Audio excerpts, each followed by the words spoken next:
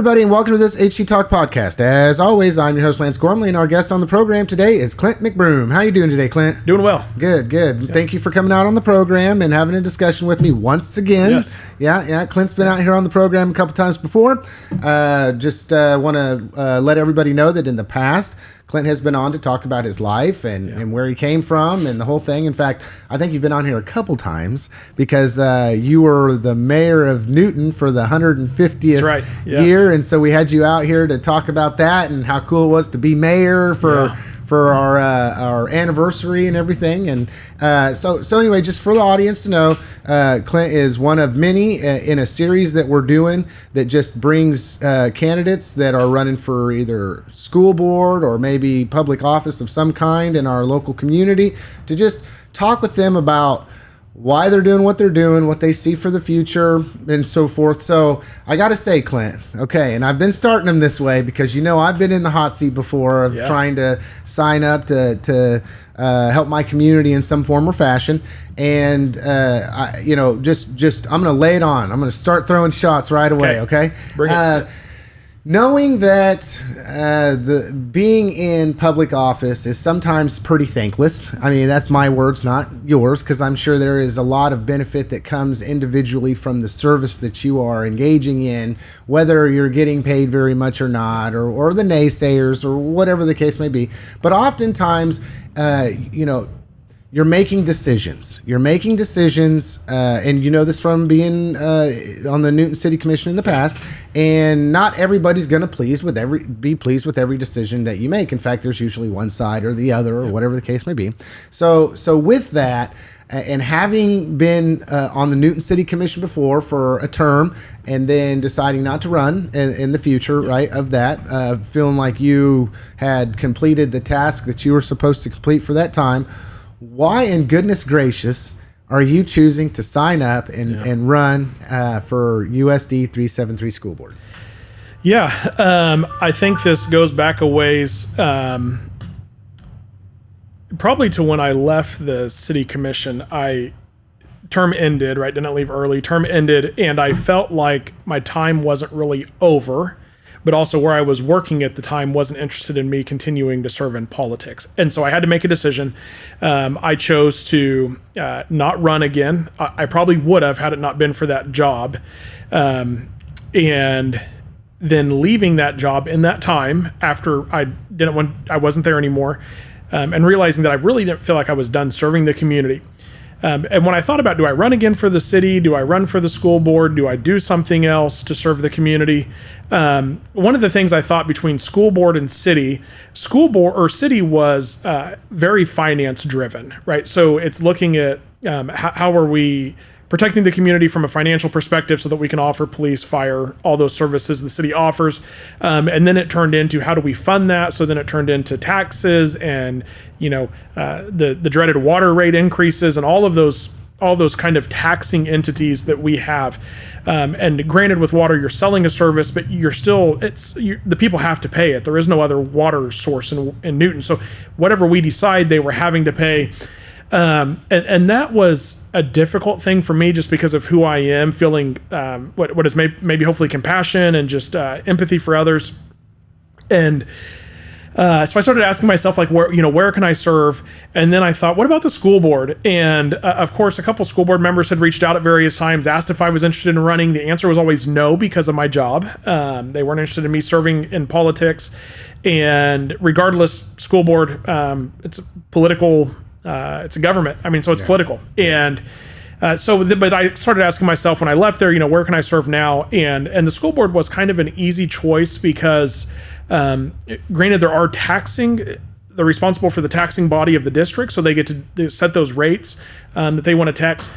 But also the bulk of what the school district gets to do is to improve the lives of kids and the education. And they get to do that in different ways. And so for me, it was looking at the school district, looking at the city, looking at other opportunities to serve. Was at county commission. You and I have talked about county commission opportunities.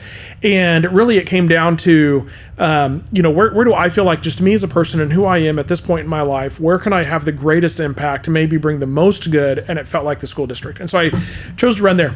Additionally, I would say it'd be unfair to say that that was it. It wasn't it, but it was also recognizing that the school district has been absent a school board member for I think almost a year, and that's because of the division that exists on the current school board. And like I said, I'm friends with some of those people. I actually think all of them are kind of friends, and I met one of them last night that I hadn't met previously. Ian, met him last night at the forum, and so recognizing that there has to be a shift of some kind on the school board, and there's a continual division that exists there on any issue almost. And so I hope that if I'm elected to the school board, I hope that just being able to be there and the leadership that I can bring can help kind of balance that out, and that everything isn't what appears to be or what feels to be kind of one body against another body in almost everything. And so hopefully bring some balance to that, fill a vacant seat that exists for over a year, which is just in itself can tell us that things aren't well. So that's why I decided to run. Yeah. Okay. So you're already hitting on what my next question's going to be. My next question was going to be looking at the current state of the school board. Obviously, there's two sides to the coin. Yep. And I guess we could extend it from just the school board, saying that's the leadership aspect of it, and then that trickles down to the financing of it, the policy making of our school system. I mean, just Newton schools as a whole, right? Yeah. And then the future there. So what do you see just from your 10,000 foot view? We know why you wanted to get in there and run. What is something that you see as a potential, maybe one of the biggest challenges that you think, if elected, that you're going to have to face, or that, let's go past tense, what Newton has had to face? Yeah. I want to answer this maybe in two parts. The first part is just for the board itself. Just the dynamics of the board seems to be a challenge.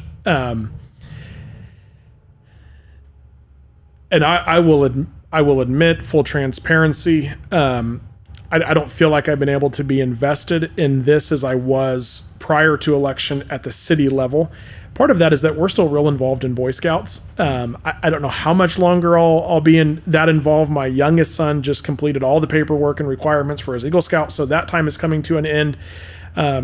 Scouts meets on Monday nights, the same time the school board meets. Obviously, if I get elected, I'll put priority to being at meetings and being involved there. But there seems to be personality division. There seems to be ideology division. There seems to be practices division, the way we do things on the school board. And I don't think that, I wouldn't name names or anything. I don't think that it's, I wouldn't put six people up here and go, sort them out. This person is responsible for this person is responsible for that. I don't think that's the case. So I think that's a huge challenge, and I think that kind of trickles down, right? So people see teachers; these are our leaders of our school district, and school administrative staff, the people that work at McKinley are at so many of those meetings, and they see this and they're witnessing this, and there isn't a unified front. I don't think there has to be a unified front in everything, but there has to be a civil front in everything, and I feel like that doesn't exist. That's kind of missing. And so that's I think a huge challenge, and I think only the school board can fix that. I don't think our superintendent can fix that. I don't think our teachers can fix that. Our students definitely can't fix that. That is something that the school board has to fix themselves. They have to figure out how. We don't have to agree on every decision, but how are we civil? How do we have conversation? How do we strategize and plan for the future? And why we disagree, and we want government to disagree with each other at times. We don't want everything to be a unanimous vote. That's dangerous. And so how do we balance that? So I think that's one that the school board specifically can fix. I think the school board has to fix. We're the only ones that can fix that. And I don't know right now. I don't really know what that takes. I have some ideas. I don't know that I want to share those, but I think that there's some serious, some may call it soul searching. Some may call it just kind of a reprioritization of values and what matters to us. That has to be fixed. Secondly, I would say some of the challenges I think that exist are the things that everybody mentions, right? There's budget issues, there's declining attendance issue, or enrollment maybe is the better word. I did learn that there's a difference between enrollment and attendance. And so I didn't know that. I thought they were kind of the same thing. They're not. So there's those issues that exist too. And if we're real honest, those issues have existed for a long time. and we learn how to overcome them. It makes us stronger if we allow it to. We learn how to strategize and prioritize the things that matter, and we go from there. So I just want to take a side road here. So something that came to mind for me to ask right now is, how important do you think, looking at it from, put on your past Newton City Commission hat experience, looking at where you can serve, how important do you think a robust, well-oiled machine of a school district and schools are to the culture of a community? Oh, I think it's huge. I mean, it's, I don't know. It would maybe be interesting. You might know, Lance, the population difference between those that are, school-age children and those that are not, like adults, right? So generally speaking, we could maybe say 40% of our population is probably school-age kids. I don't know. Let's just say it is. Let's say it's 40%. You think about 40% then of the people that live in this community that are active in activities that we see at the grocery stores are kids that are in the school system. If you go to work every day at a job that you hate, that is not a good environment, you have disgruntled coworkers all the time, you have people that don't enjoy their life, you're typically going to tend to bear some of that, and that's going to kind of be you as well. And I think the same is true for our kids. I mean, they spend just as much time during the school day or the week as most adults spend at their job, right? We can assess around 7 hours a day, 5 days a week, 35 hours they're spending there. By the time you consider coming, going, some extracurricular activities, they're easily at 40 hours. It's what most people work in America. And so if you think that that's true for adults, that maybe have better social and emotional regulation, that they can regulate some of those things, they can recognize the stuff. How much truer is that for the kids that are going to school every day and they're in environments where the teachers are unhappy for whatever reason, or administration is unhappy because they're tired of dealing with the troubled kids, or the people that work at McKinley, and I don't know of anybody there that does, so I'm not saying that someone does, but if they're just disgruntled because we're just constantly fighting a budget battle, and then it's like that spills over into the people that we're serving. Yeah. And so I think it's true, right? If you go into a restaurant or into a place and it's like the waiter comes up or the waitress and they're just like, what do you want to drink? And you, oh man, okay, I want a Diet Pepsi, and I was looking forward to a meal out, but this isn't going to go well. And they come back and they just take the Diet Pepsi and they just sit it on the table and they're like, what do you want to eat? And you're like, oh, I was, shout out to Casa Fiesta. I've learned I love their fajita nachos. And so it's like, well, I want fajita nachos. And so, they come back and they take, let me use this little magazine here. They come back and they take the plate and they just kind of throw it down on the table. And they don't even say anything, right? And then it's like when you're done, they come back and they take a receipt and they just slap it down on the table. And it's like, you can pay at the front.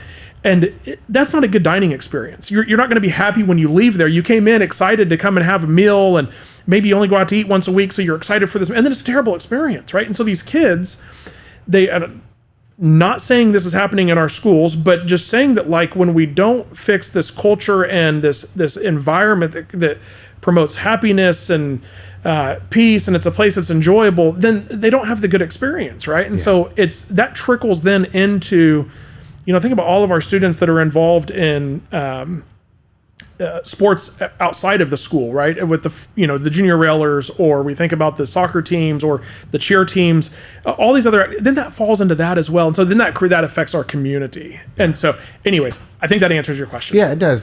So I'm going to put those two together, and I'm just going to project here and say what I hear you saying is that from answering the first question to the second question here is, once again, if you have a negative culture, right, which breeds a negative community at that level, that spills over into everything. And that it's the responsibility maybe of the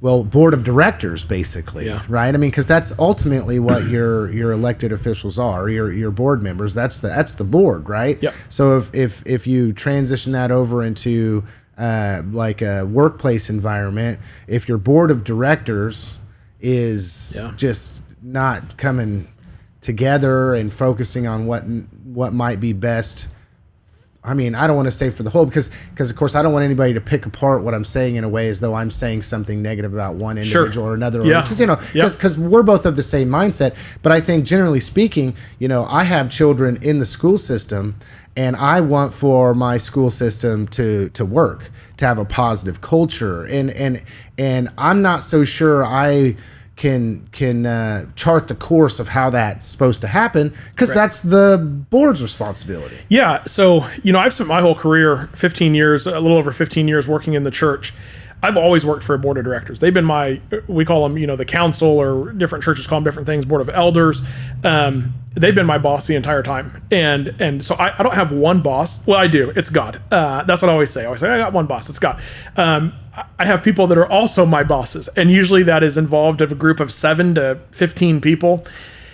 And there is a direct correlation between the happiness of those people and the level of performance of a pastor, or of, in this situation, the teachers or the administration of the school. And so when these people that are kind of at the top, which is the board of directors, or the board of, the board of education for us, for the school district, when they're at the top and they're disgruntled and unhappy and constantly this kind of inner fighting with each other, that spills over 100% of the time. It cannot be denied that tends to spill over, because the people that are supposed to be leading and setting the example and charting the path are not. Yeah. And so I don't think that's not all the district's problem. It'd be unfair to say that all the district issues that we have, every single issue resolves back to the board. That's not true, because there's so many issues that the board is not involved in that does fall down to, next level, right? To administration at McKinley, and the next level of administration at the schools, and the next level of teachers and departments in the schools. But yeah, so, that board of directors and kind of just that like positive atmosphere that we create. Somebody said that what they noticed about me during the 150th anniversary is just I was a good cheerleader for the community. Yeah. We started that year off with the sesquicentennial. We declared it a year of partying, and so it was real easy to be, everything was great and fun. We had a Ferris wheel downtown, and who doesn't love a Ferris wheel in downtown Newton? Right. And so it was easy to have that fun, right? But we just saw like the community atmosphere was just uplifted that year, because we did so much positive and fun things.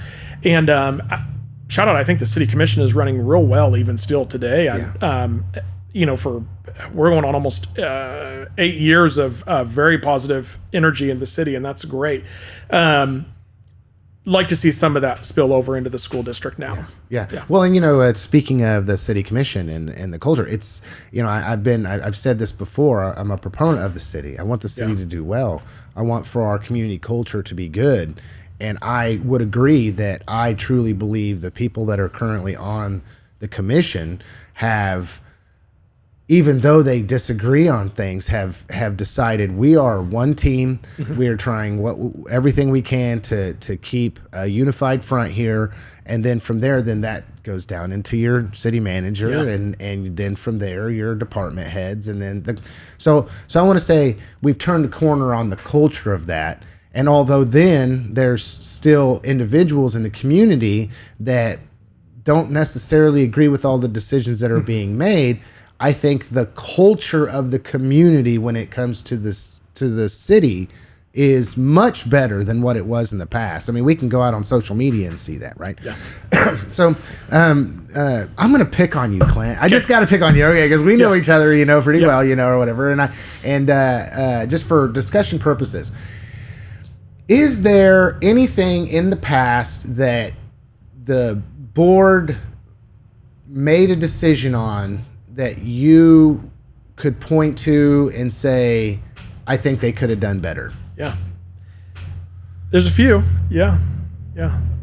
And you don't want to disclose those right now. Oh, no, I don't mind. Give one. And I mean, I'm not asking for you to be ultra critical. I'm just saying, like looking at it from the perspective of, if you were to be elected, looking back at some of these decisions that might have been made, then I think that would help me better understand, probably the audience better understand, where's Clint right now, and if he could change something, then what would that be? Yeah, maybe as a citizen, it may be easier to answer this as a citizen watching the school board.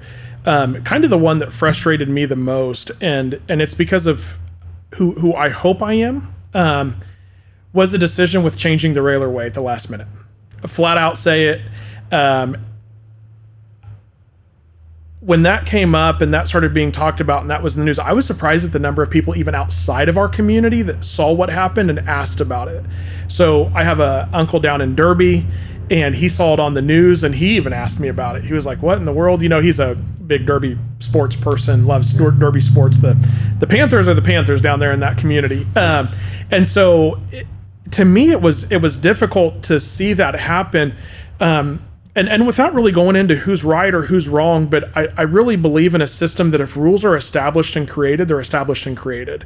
And I know that when I was on the city commission, there was a few things that I felt wasn't right, or that I would have wanted differently. But when at the time they were happening, the rules were what the rules were. We had a policy, we had a procedure, we had an ordinance that addressed the issue. And it was like, so we have to enforce it as it's written. That doesn't mean when this is over that maybe we don't change something. So I would agree that, well, let me say this.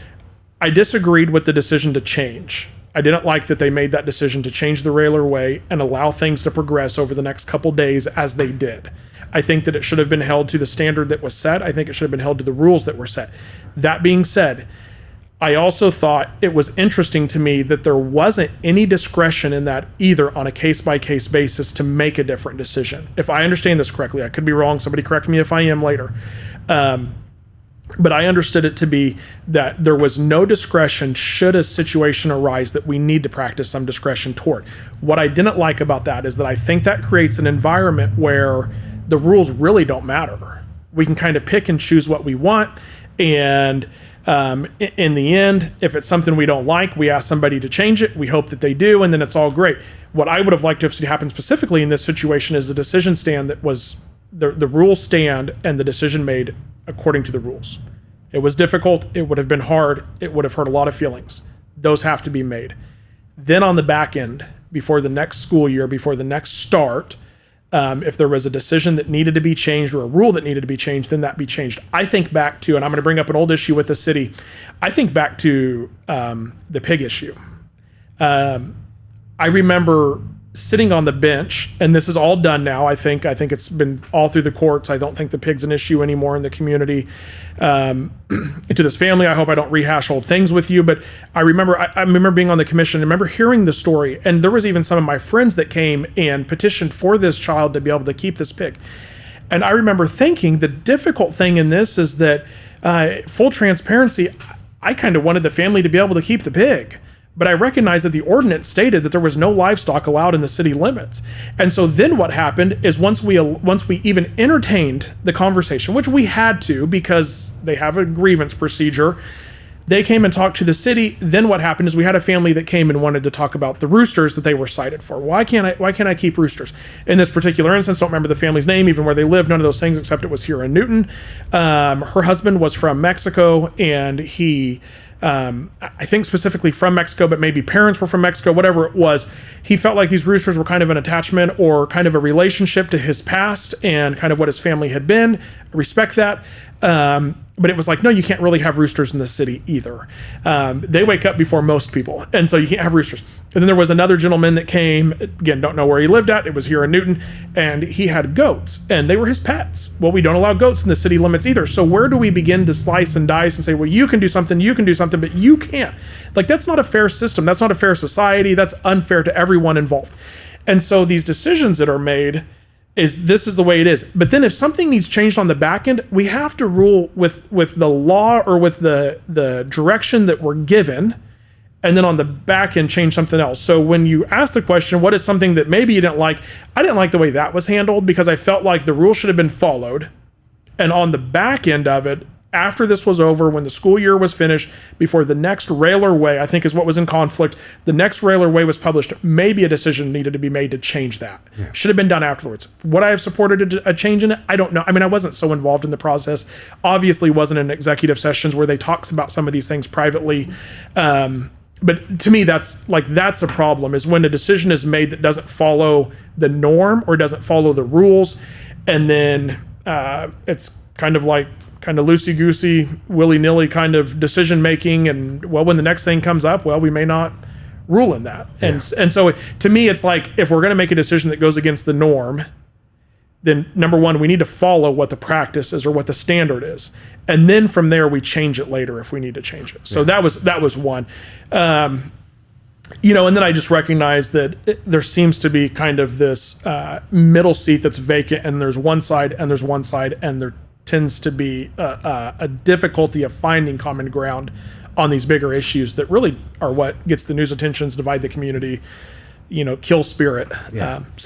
Those are it. Yeah, and division. You take a group going one way and a group going the other, and then they go take their case to the community and their constituents that are for them, and then you have people on the other side. And I just got to say, it's interesting that you mentioned the Railer Way, because and not to interject myself here, but it wasn't so long ago that I was running for election, and it had nothing to do with what that decision that was made at the school board level, i.e. the Railer Way. And I mean, 80%, Clint, 80% of people wanted to talk about that. Yeah. It's like, well, I'm not, can't, you know, and I heard what they had to say. And it's also interesting because I think that with what you just said was very, what most people thought. What most people thought. Even if there was a need to change it, why did they change it then? And then there was people that didn't think that it should be changed. But anyway, yeah, just okay. And has that been changed since then? I don't know for sure that it has actually ever went back to a conversation to say, do we change the way this is handled in the future? I will refrain from making any statements on this podcast with you because there's a way that I perceive it, which is that what's the point in going back and changing something that's been dismantled? No, okay, that's fair. So, okay, we're not going there. Okay, so successes. What do you feel in the past specifically were some of the real wins for our community that you think will help you in the future move in the right direction that you believe is in the best interest for the board and the community? Yeah. Maybe I would answer it by saying what can we capitalize on? And I think our CTE program at the high school continues to be a real serious thing that people want to talk about. I have not heard one person say one negative thing about the CTE program at the high school. And I will say I taught for just shy of a year, literally just shy of a year in the CTE program. And it was the best year of my working career I think I've ever had. I've loved the church, loved working in the church. And those are kind of two different entities, but just saying, as far as like the school's concerned, I loved being with the kids every day. And one of the things as I processed that year and kind of what it was like during that time and why did I enjoy it so much is that every single one of the kids that came out to the wood shop, and I taught woods and construction, they loved being out there. It was different from the classroom. They could get up and move around. Their imagination was able to be used. I had a student build a sword that was probably 5 or 6 foot tall, a wooden sword, right? So it was safe. We weren't building weapons in the school. A wooden sword. They weren't going to go and get anybody with it. But, their creativity and their imagination was able to run wild. And so I think that the way the CTE program has been handled and built is a huge win for the school district and something that we need to continue to capitalize on. It will be of great benefit to us if we can find out how to even make that program stronger and greater. I think about, so I'm a woods guy, love working with wood, building things, love the construction trade. I think about what the woods and construction program has to offer at the high school, and it hasn't really been developed and built into what it could be. And then I look at like machining. And so the machining guys, or even the welding guys, they go into that class, they take those classes, they can earn some credit through Hutch JUCO, lots of credit. And when they leave, they can almost have guaranteed job placement somewhere because of the credits they've received through Hutch JUCO as a junior or senior in high school. And then there's even some adults that are coming back and doing some of those courses as well. So why can't something like that be developed into our ag program where there is some college credits, there is some not secondary education, but secondary work, opportunities that are kind of lined up. And so I think for me, it's like there's a great program, and we haven't even reached the top of the opportunities for that program, and even where it is. I will say that I don't think that I don't subscribe to the idea that we need to have an overinvestment, though, in CTE. I still think there's a place for the students that are still going to go to college, the students that are still interested in kind of that textbook education, that want to become lawyers or doctors or, God help them, politicians or whatever it may be, right? So there's still a place for those. I don't want to discredit that at all. I'm just saying that that's something that's very supported. We have great universities in the state of Kansas. Thinking about these CTE opportunities, though, and just saying that, like, we have a great, like, I think that's a huge win for us and something we can build upon. And then just, kind of, we have kind of a neighborhood school model. I really like that. And I hope that we can continue to support our elementary schools that are in the neighborhoods. I think there's something special about, a third or fourth grader going to school with their neighbor that's also in third or fourth grade. Yeah, and then being able to come home and, they have shared experiences during the day. They can process it together in the evening time, whatever that may be, who had the best fruit roll-up snack in their lunch pail that day or something. But they're able to go to school and then able to come home and do life together as well. And I think so. I kind of think that neighborhood model is important. And I think we're doing a good job with that. I think we need to continue that as well. So, okay. What are, if elected, what do you feel is one of the greatest challenges for the school board moving forward? Yeah, I think one of our greatest challenges obviously will be, and I think the school board, I think the bond issue is probably the greatest challenge moving forward. Now, I say that kind of loosely because I don't think that once the board finalizes the vote on that, I don't think the board really has a lot of say in what happens next. I mean, except for supporting it publicly and encouraging people to vote positive for it. But should that fail, that'll be the greatest challenge, is how do we accomplish some of those things that need done without the bond issue? And I don't know that anybody has an answer for that, because I don't think there is one right now. I think it'll have to be kind of a pull back, come back to the drawing table and say, how do we achieve or how do we accomplish some of these things that need done? I'm a proponent of the bond, and I've been trying everywhere I go to say, please vote in favor of it. And I'll say this to anybody that listens to this podcast: if you do not like the bond, Lance, I hope you would attest this. I hope I'm one of the most approachable people there are. Come and talk, and I'll listen to you. You might even change my mind. I might not be in favor of it. That's kidding. I'll always be in favor of the bond. But come and talk about it. I think it needs to. It has to pass. I think it'd be our third failed bond in this district, and that's problematic. That's a challenge. I think the other challenge, all bond issues aside, because we don't know where that's going to end up yet. I think the other challenge is the community pride issue, our school pride issue. How do we build that back up? I talked about Derby earlier and my uncle there, and he has no kids left in the district. His daughter passed away during COVID, but my cousin, but she was a little bit older than I was.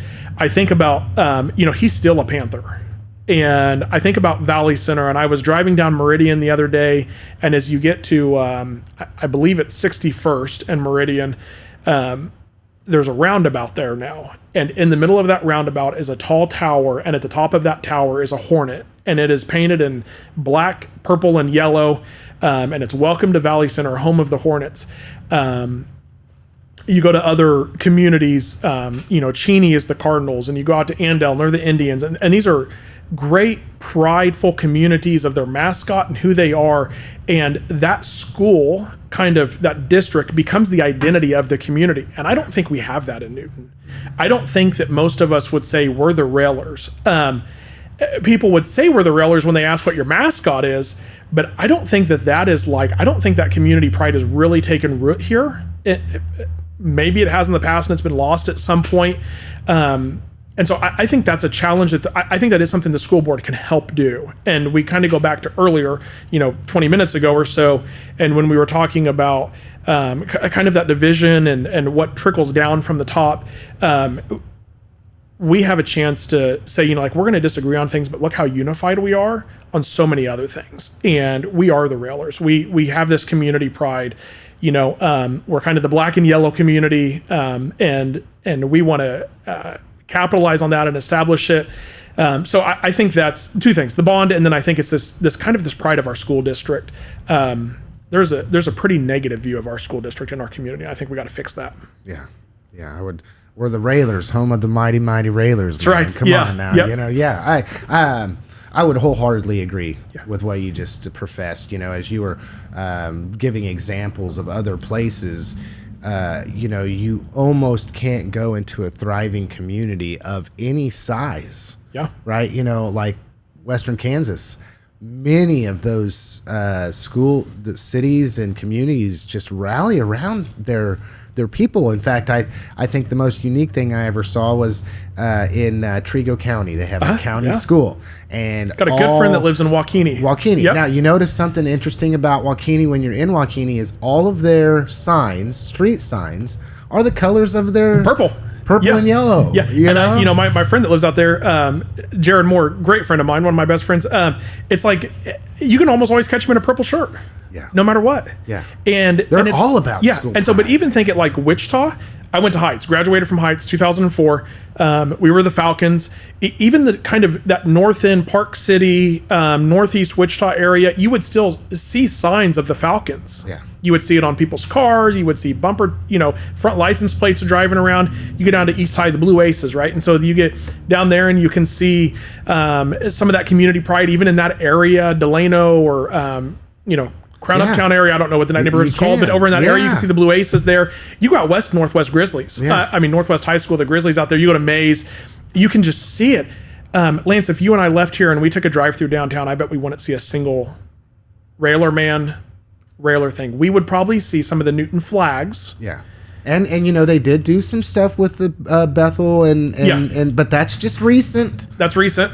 To actually have something where we are starting to display. We probably wouldn't see a single, Newton community pride thing downtown right now. And no diss on the downtown business, nothing like that. We just haven't really established that as a community. And, our leadership, and I put myself into this boat. I know you do as well. The leadership of our community is responsible for that. And we got to fix that. Yeah. So we got to create that, and who cares if our football team doesn't have a winning season? Who cares if our, basketball team doesn't, or whatever, any of our sports, not to pick on those two, but any of our sports, who cares if they don't? We're still the Railers. Yeah. Right? And you never know what a change in culture might actually do. Yeah. And there are things that are active, right now that I see for the future that are looking promising. Like many of these successful communities with their schools, they start young, and there's these other programs like what we have, the Junior Railers now, which absolutely, if you think about it, is still early in its inception. Well, once all these kids over the next 10 years work in unison with one another and establish that pride, the school pride, the Railer pride, and then you have community pride that rallies around the Railers. Yep. That's I'm excited for that. So hold on. Let me just say this real quick. Shout out to the Newton Junior Railers football. Kitten played for them for several years. Their uniforms this year are amazing. Yeah. Absolutely. So anyway, shout out to them. Love the uniforms. Love seeing the pictures I see sometimes from the club of some of those places, and I do think you're right. I do think some of that is growing. What I hope is that I hope we don't have to wait 8 or 9 years to see that trickle into the high school. That's my concern. That it just we continue to delay and delay and delay. Let's start now. Yeah. Let's make merchandise more accessible to people that can wear Railer Pride gear. They came out with the Railer family shirts. I think when Caleb Smith was here as the principal, loved him. I bought like 4 or 5 of them. I got one because I'm a substitute teacher. They just give me a shirt. I'm a part of the Railer family. I've got like 4 or 5 of them. Got a couple of Railer shirts at home, and if I hadn't worn them so much that they were kind of wore out, you'd see me wear them more. But now they got little holes developing in them and stuff. I got to quit wearing them. It's time to re-up. It's time to re-up. There was an email that went out for Sunshine Squad. I don't know if you saw that. I think anybody can order. I got it, so I'm assuming anybody can order Sunshine Squad gear.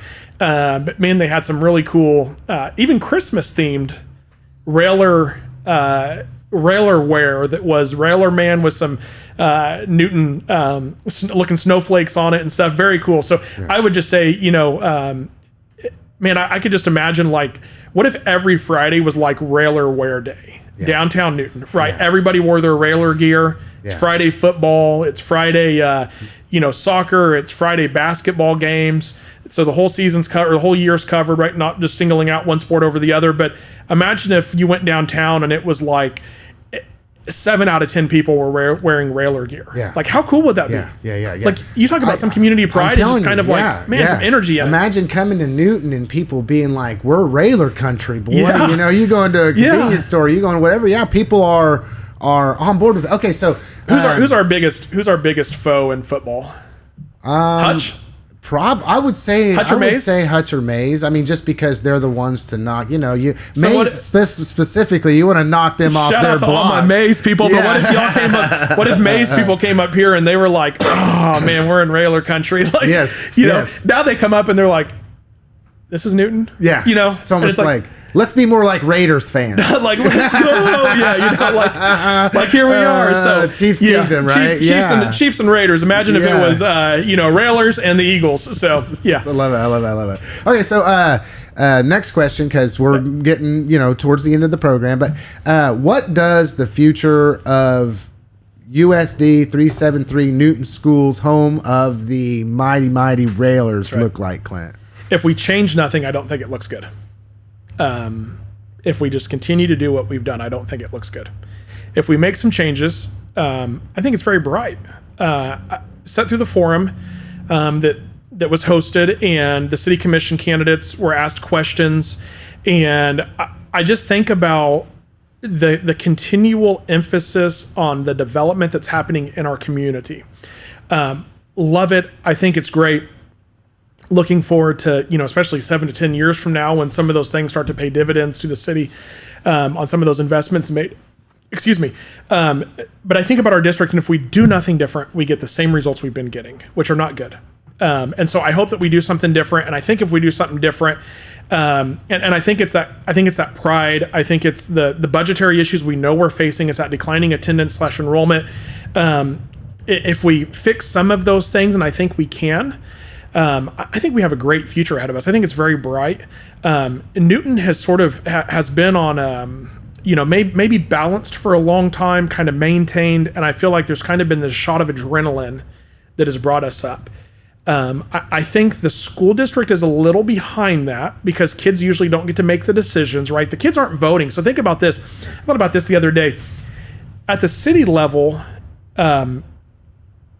the city commission is making decisions for the very people that are voting for them, right? So adults, they're making decisions for the property owners.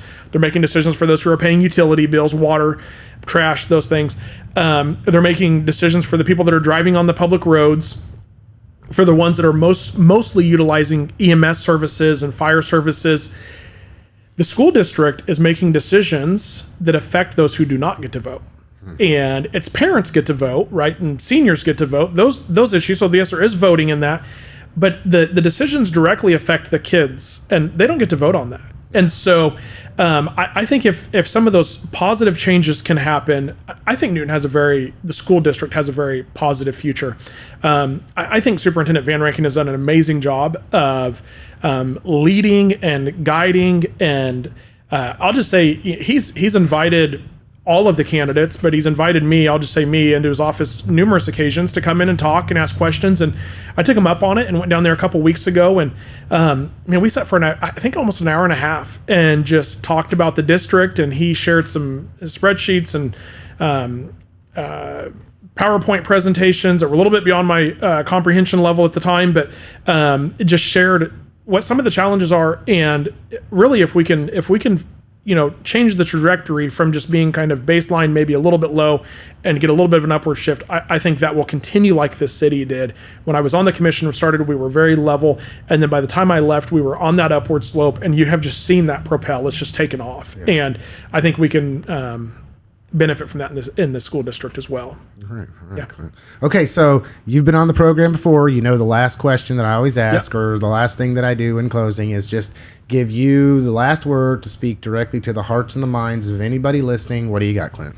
Yeah, I would love to have your vote in this next election. It's coming up on November 4th. It's a non-presidential election, so I know voter turnout will be low, and that's just the way it works across the board. But I would appreciate your vote. I hope that my time on the city commission and just me being a citizen in this community, and the interactions I've had with people have all been positive. I hope that people will see the benefit that I brought to the city, and if I did anything, I hope I cheerleaded and championed the city well, and I think we need that in the school district as well. And so I hope I'll have the vote. I heard one time, if you want to make everybody happy, serve ice cream. If you want to make change, be a leader. And so, or however the saying goes, somewhere around that effect. But definitely not serving ice cream. So I know that not everybody has been happy with every decision I've made, and that's okay. I'm fine with that. I will defend any decision I've made. And I just hope, though, that those that had a positive experience of me, I hope they'll come out and vote. And to be completely honest, I think we have a good pool of candidates for the school district. I hope that everybody will stick to what they've said, myself included. I hope people will hold me to that when I say this is how I would vote or this is what I would change. I hope people will hold me to that, and I hope they will hold everybody to that goes. And if what everyone has said, myself included, they're able to do, I think either way we'll have a good outcome on the future. Very cool. Yeah. Very cool. All right. Well, Clint, I appreciate you coming on the program. I got to say this to everybody. Thank you for listening to this HCTalk podcast. As always, I was your host, Lance Gormley, and our guest on the program today, and I got to say this, former Newton City Commissioner and Mayor for the 150th, but also running for USD 373 School Board, Clint McBroom. Have a good one, everybody.